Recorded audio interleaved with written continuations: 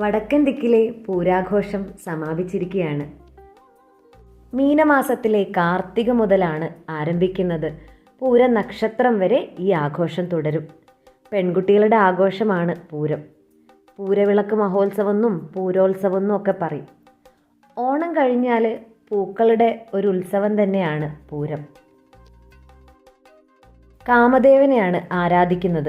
7 ദിവസം കാമൻ്റെ രൂപം ഉണ്ടാക്കും. ചിലയിടങ്ങളിൽ മണ്ണുകൊണ്ടാണ്, ചിലയിടങ്ങളിൽ പൂക്കൾ കൊണ്ട് തന്നെ കാമൻ്റെ രൂപം ഉണ്ടാക്കും. അതിൽ 3 ദിവസം ചാണകം കൊണ്ടും 4 ദിവസം മണ്ണുകൊണ്ടുള്ള കാമനെ ഉണ്ടാക്കിയിട്ടാണ് പൂജിക്കുന്നത്. ഉച്ചയ്ക്കും വൈകിട്ടും പൂവിട്ട് കൊടുക്കും.